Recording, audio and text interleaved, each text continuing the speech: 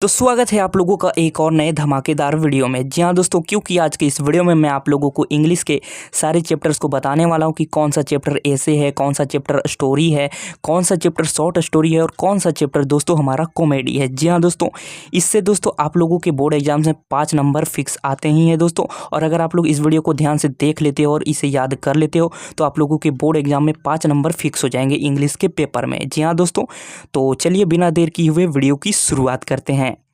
तो यहाँ पे दोस्तों हम लोग शुरुआत करते हैं इंग्लिश के पहले चैप्टर से। इंग्लिश का पहला चैप्टर है दोस्तों इंडियन सिविलाइजेशन एंड कल्चर, जो कि है एक ऐसे। जी हाँ दोस्तों, जो कि एक क्या है, ऐसे। इंडियन सिविलाइजेशन एंड कल्चर क्या है, ऐसे, यानी दोस्तों निबंध है। ठीक है, इसके राइटर है हमारे महात्मा गांधी। महात्मा गांधी ने क्या लिखा है दोस्तों, निबंध लिखा है इंडियन सिविलाइजेशन एंड कल्चर। तो इसे आपको याद कर लेना है।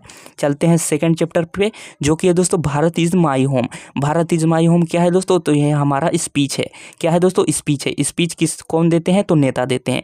और डॉक्टर जाकिर हुसैन दोस्तों एक राष्ट्रपति थे और बिहार के पूर्व राज्यपाल भी रह चुके हैं। तो वो दोस्तों एक नेता थे। नेता क्या देते हैं, स्पीच, यानी भाषण देते हैं। तो आपको इस तरीके से याद रखना है कि भारत इज माई होम क्या है, तो एक स्पीच है।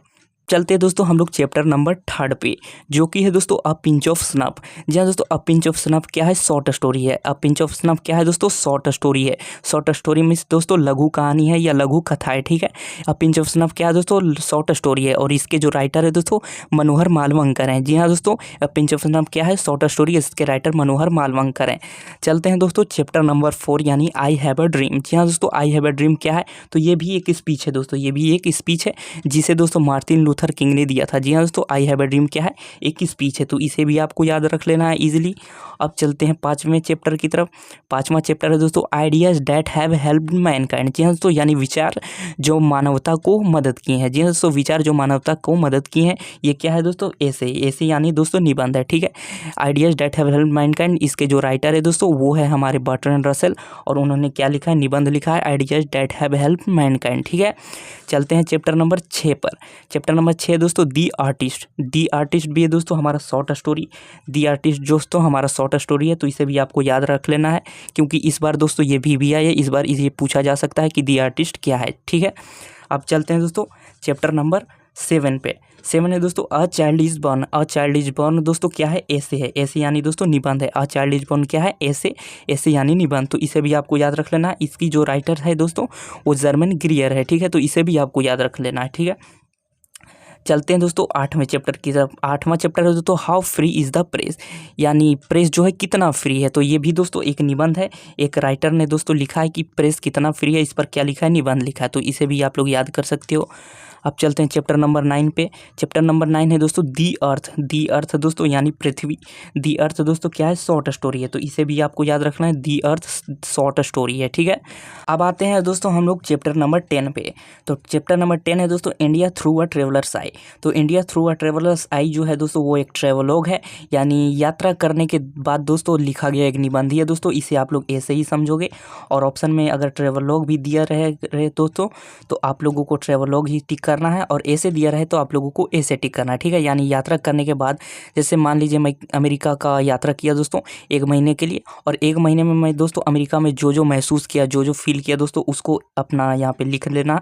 उसी को दोस्तों हम लोग कहते हैं ऐसे, यानी ट्रेवलॉग ऐसे। जी हाँ दोस्तों, यात्रा करने के बाद लिखा गया निबंध। ठीक है, अब चलते हैं दोस्तों हम लोग चैप्टर नंबर 11 पे। तो चैप्टर नंबर 11 में क्या कह रहा है दोस्तों, a marriage proposal. A marriage proposal दोस्तों यानी एक विवाह का प्रस्ताव। तो अ मैरिज प्रपोजल का जो यहाँ पे ये है दोस्तों, ये कॉमेडी है। जी हाँ दोस्तों, अ मैरिज प्रपोजल क्या है, एक कॉमेडी है। तो इसे आपको याद कर लेना है, एक मैरिज प्रपोजल दोस्तों कॉमेडी है। जी हाँ दोस्तों, यानी शादी विवाह, एक ड्रामा या नाटक जो भी बोल सकते हैं दोस्तों आप लोग, कॉमेडी, मैरिज यानी कॉमेडी। तो इस तरीके से आप लोग दोस्तों इसे याद कर सकते हो। मैंने दोस्तों कुछ इंपॉर्टेंट पोइट्री से भी यहाँ पे लिख के रखा है, जो कि दोस्तों एग्जाम में पूछे भी गए हैं। तो इसलिए दोस्तों मैं आप लोगों को ये भी बता देता हूँ। तो चैप्टर नंबर 1 जो है दोस्तों पोइट्री में sweetest love I don't not go. तो sweetest love I don't not go दोस्तों ये है एक लव पोएम। तो इसे आपको याद रख लेना है। यहाँ पे आप लोग देख सकते हो इसके टाइटल में ही लव लगा हुआ है। तो ये दोस्तों ये हमारा लव पोएम हो जाएगा। ठीक है, अब सेकेंड चैप्टर की तरफ चलते हैं। सेकेंड चैप्टर है दोस्तों सॉन्ग ऑफ माई सेल्फ, यानी मेरे द्वारा गाया गया गीत। ये दोस्तों ये सेल्फ सॉन्ग हो जाएगा हमारा। सॉन्ग ऑफ माई सेल्फ, मेरे द्वारा गाया गया गीत, ये हमारा सेल्फ सॉन्ग है। तो इसे भी याद रख सकते हो, क्योंकि ये भी एग्जाम में पूछा जा सकता है। और एक मोस्ट इंपॉर्टेंट है दोस्तों, जो कि कई बार एग्जाम में पूछा गया है, वो भी मैं आप लोगों को बता देता हूँ। यहाँ पे दोस्तों 5वां नंबर जो है एन एपिटाफ, ये एक दोस्तों हमारा एक मेमोयर है, तो इसे भी आपको याद रख लेना है कि एन एपिटाफ किस प्रकार की कविता है, तो ये एक मेमोयर है, ठीक है। अब दी सोल्जर दोस्तों ये भी काफ़ी इंपॉर्टेंट है, तो इसे भी आप लोगों को याद कर लेना है कि दी सोल्जर दोस्तों एक वॉर पोएम है, ठीक है। और जो रूपर्ट ब्रूक थे इसके जो कवि, वो दोस्तों एक युद्ध कवि थे, जी हाँ दोस्तों, यानी वॉर पोएट थे, ठीक है। तो आप लोगों को इसे याद रख लेना है कि दी सोल्जर जो है वॉर पोएम है, ठीक है। अब चलते हैं नीचे ही। अब दोस्तों 10वां नंबर का भी इंपॉर्टेंट है, माई ग्रैंड मदर्स हाउस। ये दोस्तों एक सैड पोएम है, जी हाँ दोस्तों, यानी दुख भरी कविता है। जब इसकी दोस्तों दादी माँ गुजर जाती है तो वो उनके घर के बारे में लिखती हैं दोस्तों कमला दास, तो ये एक सैड पोएम है और इसे भी आप लोगों को याद रख लेना है, ठीक है। तो आप लोग चाहो तो इसका शुरू से स्क्रीनशॉट ले सकते हो दोस्तों और इसी अच्छे से याद कर सकते हो, ठीक है। तो अगर आप लोग चाहो तो इसका स्क्रीनशॉट ले सकते हो और इसे अच्छे से याद कर सकते हो। अगर आप लोग इतना याद कर लेते हो दोस्तों, तो ना कि आप लोगों को सिर्फ ऑब्जेक्टिव में इससे मदद मिलेगी, बल्कि दोस्तों आप लोग यहाँ पे जब एक्सप्लेन करोगे दोस्तों, किसी भी यहाँ पे लाइन को एक्सप्लेन करने में भी आपको मदद मिलेगी कि वो जो है किससे लिया गया है, इंडियन सिविलाइजेशन एंड कल्चर से, जो कि एक ऐसे है। तो इस तरीके से लिखने में दोस्तों आप लोगों को मदद मिलेगी एक्सप्लेनेशन में भी, ठीक है। तो यही था दोस्तों आज का हमारा वीडियो।